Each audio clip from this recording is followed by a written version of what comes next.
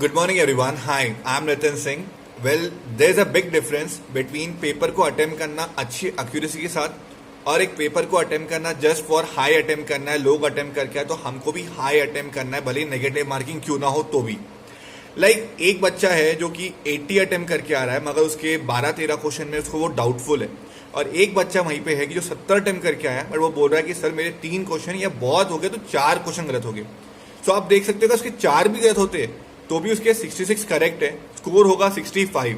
मगर वही एक लड़का जिसके 80 अटेम्प्ट मार के आया उसके 13 क्वेश्चन गलत है, मतलब उसके 67 के आसपास सही हो गए, और 67 में भी उसकी 3.25 कम कर लो तो कहीं ना कहीं 62.75 के आसपास उसका स्कोर बन रहा है. तो आप ये देख सकते हो कि एक बच्चा जो एक्यूरेसी को मेंटेन किया है और उसने एक डिसेंट अटेम्प्ट मार के आया है, और एक बच्चा सिर्फ हाई अटेम्प्ट को मेंटेन किया है, एक्यूरेसी मेंटेन नहीं किया है, उसके स्कोर में कितना डिफरेंस आ सकता है.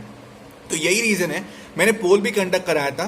तो उसमें मतलब इन ऑल अगर बोलूँ तो मेरा, आप भी जानते हो कि मेरा एक छोटा चैनल है, इतना बड़ा है नहीं, तो जितनी मेरी रीच थी, जितने लोगों ने अपीयर उस दिन हुए थे, जितने पोल कंडक्ट कराया. अब ऐसा भी हो सकता है कि कुछ लोग ये हो गए कि उन्हें 3 तारीख के इसमें भी अटेम्प्ट मार्क कर दिए होंगे अपने पोल में वोट, और किसी ने 10 तारीख को भी वोट पोल करे होंगे. मगर मैं अगर ओवरऑल जजमेंट लूँ, जो मैंने देखा 2500 और 2000 4500 वोटों में, वो मैंने ये देखा कि नियरली 85% बच्चे ऐसे थे, 85 से 87% बच्चे ऐसे थे जिनके जो अटेम्प्ट थे वो 75 या उससे कम थे, उससे ऊपर नहीं थे. तो मैं ये बोल सकता हूँ कि अटेम्प्ट करना एक अलग बात होती है, मगर अटेम्प्ट को विद गुड एक्यूरेसी करना वो सेकेंड चीज है. यार बहुत लोग ये भी कंपेयर कर रहे हैं कि 2017 के अंदर भी कट ऑफ कम थी क्योंकि उस समय इंग्लिश का पेपर काफी हार्ड आया था. नो डाउट इस साल मैथ्स का पेपर काफी हार्ड था, मगर रीजन दो ये भी, एक रीजन और भी है कि उस साल कट ऑफ क्यों कम हुआ था. सबसे बड़ा रीजन ये है कि जो उस साल का 2017 का कट ऑफ कम हुआ था प्रीलिम्स का, वो ये था कि उस साल कैट की जो एंट्रेंस एग्जाम होती है मैनुअल वाली, उसका पेपर की डेट और आईबीपीएस पीओ मेंस की डेट वो सेम थी, that is 26 November. More importantly कैसा होता है कि जो कैट के लिए बच्चा प्रिपेयर कर रहा होता है उसका आरसी, मैथ्स, रीजनिंग काफी हाई लेवल रहता है, तो वो प्रिपरेशन भी उस लेवल की करता है. मगर वही एक कोई बच्चा सिर्फ एसएससी या बैंक को एम कर रहा होता है तो कहीं ना कहीं उसका लेवल एज कंपेयर टू उस बंदे से थोड़ा बहुत कम होता है. ये चीज आप भी एग्री करोगे. तो क्या हो रहा है कि यदि वो बच्चा, अब ऑब्वियसली बात है कि किसी ने अगर आईबीपीएस पीओपी को क्वालिफाई भी कर लिया 17 के, तो उसको मेंस को वो कैसे दे सकता, क्योंकि उस दिन उसका कैट का भी तो एग्जाम होगा. तो उस चक्कर में कैसा हुआ था, बहुत लोगों ने कैट के चक्कर में आईबीपीएस पीओ के फॉर्म भरे ही नहीं थे, या भरे थे तो वो एग्जाम देने ही नहीं गए थे. ये एक सबसे बड़ा रीजन था कि उस दिन उस साल का कट ऑफ जो प्री का था वो 42.75 था जनरल का, जो कि कभी होता नहीं है, और वो कट ऑफ 6 मार्क कम था 2016 के कट ऑफ से. ये एक रीजन था. और सेकेंड रीजन ये था कि उस साल का English was the toughest section, और मोर इम्पोर्टेंटली टफेस्ट के साथ साथ उस समय ये 2020 वाला गेम भी नहीं था.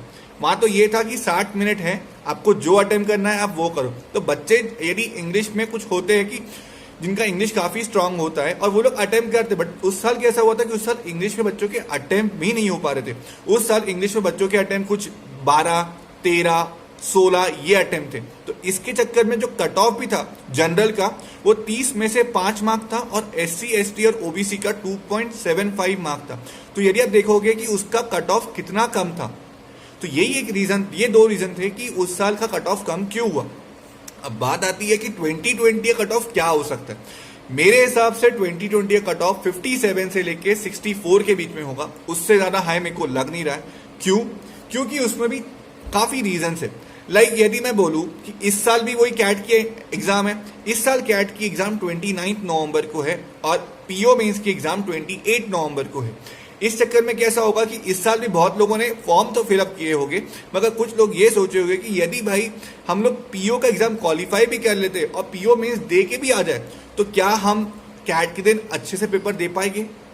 तो ये रीजन के कारण बहुत लोगों ने शायद कैट के चक्कर में पीओ मेंस की एग्जाम दी भी नहीं होगी. सेकेंड रीजन जो था, मुझे लगा कि सबसे इंपॉर्टेंट था, वो ये था कि मैथ्स का सेक्शन हर एक स्लॉट में एकदम मतलब अच्छे लेवल का था, जिसके कारण क्या हो रहा था कि लोगों के जो अटेम्प्ट थे मैथ्स में वो कम हुए. मतलब जो लास्ट ईयर गुड अटेम्प्ट 23-24 थे, वो इस साल बच्चे कहीं ना कहीं 19, 18, 17 तक पहुंच पाए थे. रीजनिंग का सेक्शन आप भी जानते हो कि कुछ बच्चे ऐसे थे जिनका पजल स्ट्रांग था तो वो 35 में 34 33 ये मार के आए थे, मगर जिनका पजल स्ट्रांग नहीं था या कहीं ना कहीं वो अटक गए, वो लोग 15 16 17 पे भी अटक गए थे पेपर में। तो इस चक्कर में क्या हुआ था कि लोगों के अटेम्प्ट काफी कम हो गए थे।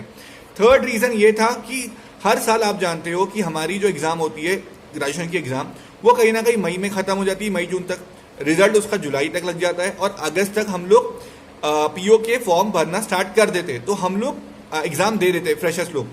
इस साल क्या हुआ था कि इस साल कोरोना के कारण ना बहुत लोगों ने एग्जाम दे ही नहीं पाए, मतलब अभी तक उनकी हुई नहीं एग्जाम, यानी एग्जाम ही नहीं हुई तो रिजल्ट आएगा नहीं, रिजल्ट आएगा नहीं तो वो अपियर करेगी नहीं।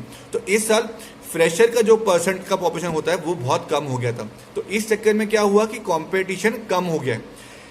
लास्ट जो मेरे को लगा वो लगा कि ट्रांसपोर्टेशन, मतलब बहुत लोग होते हैं कि पेपर देने नहीं जा पाए क्योंकि उनको कोरोना था, बहुत लोगों की फैमिली भी डिस्टर्ब थी, तो इस चक्कर में कैसा उनकी पढ़ाई भी नहीं हुई और पढ़ाई नहीं हुई तो वो लोग शायद पेपर देने नहीं भी गए। तो ओवरऑल मैं बोलूँ तो इस साल अटेंडेंस भी काफ़ी कम था। अब वो कितना कम था यार उतना डिटेल मैं नहीं जाता हूँ, मैं सिर्फ एक ओवरऑल एक जो होता है ना कि एस्पिरेंट सोचता है, जेन्युइन जो रीजन होते हैं, एक कॉमन सेंस रीजन, मुझे ये 4 रीजन लगे कि इससे शायद कट ऑफ जो है वो 57 से 64 के आसपास में होना चाहिए, उससे ज़्यादा हाई होगा नहीं।